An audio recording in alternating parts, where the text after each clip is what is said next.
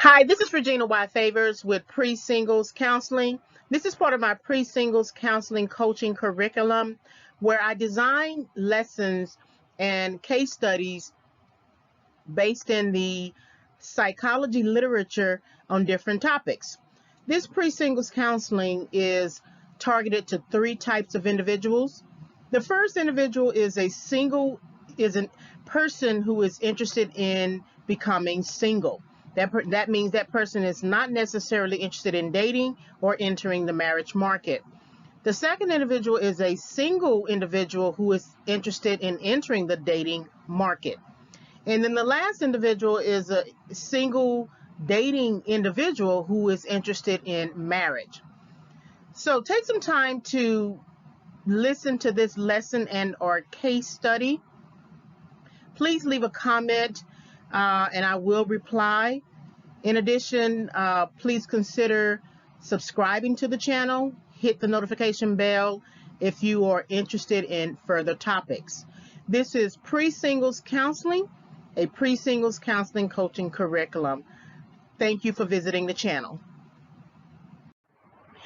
This lesson is subject to fair use, where I will comment, criticize, offer research, as well as teach and provide scholarship. Single women should be knowledgeable about what it means to be single and how to navigate their singleness regardless of a decision to date or marry. This means that single women should take the necessary time to learn about their singleness, set academic, professional, and personal goals, and contemplate whether they are ready to enter the dating market. Single women should never enter the dating market without a goal and a plan. Therefore, one of the most important aspects of being a single woman is that you can plan your transition, establish a time schedule, set mating preferences, and learn about how men and women date. Pre-singles counseling is based in a decision to enter or exit singleness. Pre-singles is the time period between single and contemplation of dating. There is a difference between being a single individual and being a single individual who has entered the dating market, which includes the sex market. Pre-singles counseling reflects the processes by which an individual researches, learns, and plans to navigate life either as a single, a dating single, or a single interested in marriage. So pre-singles counseling is defined as the research processes and planning for entering a state of singlehood. The main target audience is 18 to 45 years of age, man and woman. However, middle school to high school students are considered. Processes include single to single, so that is that transitional time prior to entering the dating market at any age. Single to dating single, that transitional time prior to considering marriage. And then single dating to marriage, that transitional time prior to and after premarital counseling. Pre-singles counseling is the immediate strategy of adopting life plans to manage the self as a responsible individual adult up to and including a major life change. So here are some pre-lecture discussion questions. So are you single? This question means single without separation or dating rotation or on again, off again, boyfriend, or any other romantic relationship, including rebounding and dating. Why are you single? Are you enduring a recent separation from a romantic partner? Do you plan to remain single? What are your plans to change from single to a member of a romantic couple or marriage? Do you have a financial plan as a single woman? And you will see throughout this lecture, this orientation course, that I focus most, if not all, of the topics on having a financial plan. We oftentimes make unsound decisions based upon the fact that we don't have enough money, or we are looking for money, or we are looking for someone to cover us and we are not covering ourselves financially. So keep that in mind. You will see throughout this orientation multiple references to financial planning. Pre-discussion. So what is your SWOT? So I'm using SWOT that you would normally see in business as a way to get you to engage your own personal SWOT. So what are your strengths? What are your weaknesses? What are your opportunities? What are your threats? So after each section, I will ask you what your SWOT is. So tax planning, understanding injured spouse. So single individuals should discuss debt incurred and or accrued respectively before marriage, especially past due obligations owed to the IRS, child support, and for non-taxable student loans. Any partner accumulated debt incurred before marriage is the responsibility of that individual person. This means that a single individual's tax return would be protected. However, when spouses file jointly, which is termed as married filing jointly, the IRS will often apply one spouse's refund to resolve another spouse's tax obligation. So, the first pandemic COVID checks, there was an outcry from a post about a woman who couldn't get her check because her husband, her money went to her husband's outstanding child support. So his money and any money that they could have gotten together and the money allotted for the kids went to pay down that debt obligation. So she would be considered an injured spouse in that way. It could be a tax obligation, but this happens usually when you are married and you file jointly. This is called injured spouse, in which one spouse is negatively impacted for a debt that he or she does not owe. To receive a part of the refund, the spouse may petition under injured spouse, and then the spouse can file Form 8379, injured spouse allocation, to request their share of the joint refund seized to pay past due obligations of the other spouse. Past due obligations might include federal tax, state tax, child support, and or federal non-tax debts such as a student loan. So, the same thing can happen to you as well. You could have problems. You can default on your student loans, and then there's a notice that goes out for something like that. And when you file together, his money might go towards your student loan obligation. So this is something to ask and ask types of questions. That's why we need to have the conversation before we have sex. Summary of past due obligations might include one or more of the following. So child support payments, federal or state taxes, non-tax debt student loans, certain unemployment compensation debt, and then alimony, of course. Now let's check SWOT for tax planning. So what are your tax planning strengths? What are your tax planning weaknesses? What are your tax planning opportunities? What are your tax planning threats?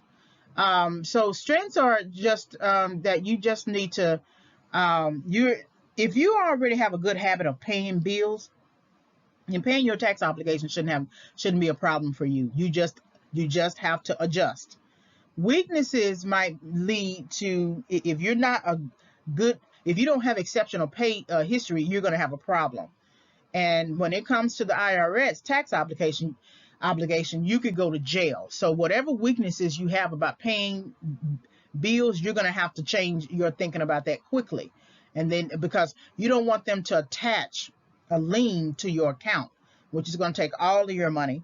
And then tax planning opportunities, meaning that you need to learn better how to pay your taxes or pay your bills in a timely manner. It just depends on what led you to that situation. And then What are your tax planning threats? The tax planning threats is that you could go to jail, or there could be a lien attached to your account or to your pay, to your work pay. And you don't want companies to know that you have tax problems. So, conclusions, beliefs about mistakes. So I don't have a full conclusion. I just thought that this right here, this quote from the film Unfaithful, was very important. When I put this presentation together, I thought about it. The movie had just come on HBO, so it was very fresh in my mind.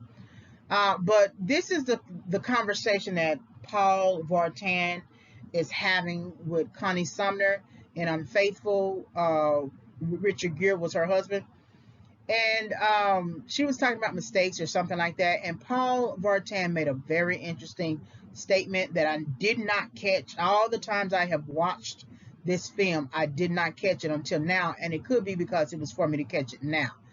There is no such thing as a mistake. There is what you do and what you don't do. And it is as simple as that. It is black and white. It is not issues of gray. That there is the thing that you do and then there's the thing that you don't do.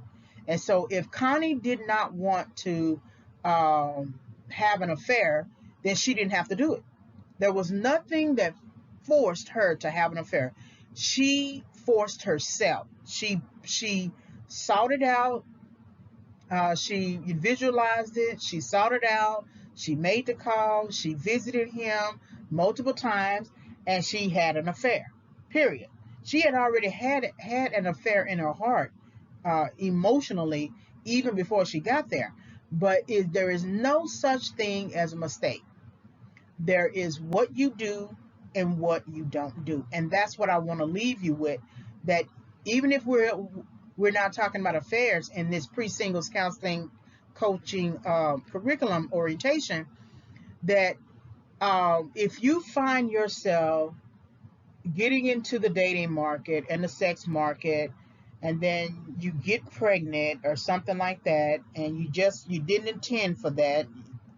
You say that out loud. I didn't intend for that. I wasn't planning for that. Well, you actually were planning for that, because if you didn't use any protection, right? You were planning for it. But this is something. If you date with purpose, if you date with a goal, as a single individual, this will help you to hedge against that particular issue. If you don't want to have sex that to lead with a baby, then you need to push for the partner to use contraception, or you need to push for yourself to use contraception, or perform a number of strategies like the pull-out game. I don't know. But this is you living a single life with purpose, with a plan, with a goal, so that things like this just don't pop up. And you say, oh, I didn't mean to. I'm sorry. I should have done better. Okay. Because you can't say that all the time. Once the child is here, that's the rest of your life. Once you get with the wrong partner who might introduce you to drugs, that is an addiction that's going to take some time to get over and resolve. Once you get involved with somebody that you finally and fall in love and find out that he's married, that's hard to get out of. You can get out of it, but it's hard to get out of. So that's why it's important to think about being single, understand, date with a person, establish objectives, because if you don't, you're going to find that what you do in your personal life is going to affect your academic and professional lives, especially your professional. You don't want Paul Vartan to come visit you at your job because you waited too long to cut it off, right? So I'm going to leave you with this as you think about your singleness and whether you want to stay single to single, whether you want to begin dating single to dating single, or whether you are interested in marriage, single dating, or dating single to single leading to marriage, right? So that's something that I want you to think about, and I thank you very much for listening to this lecture.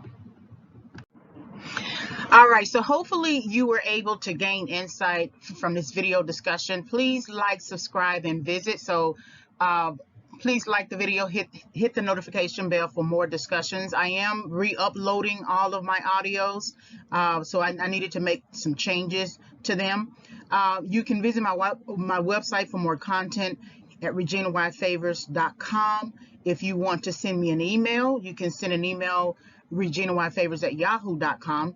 Please also purchase the book. It's going to come out in spring 2021. So I had to make changes to my book to update it, and I also updated the title. So the original title was Bait, Hook, and Switch: Confessions of a Rebound Girl, and I have updated the title to Toxic Encounters: Why People Pursue Rebound Relationships. So right now I'm still basically editing it, and I want to make it available in spring 2021.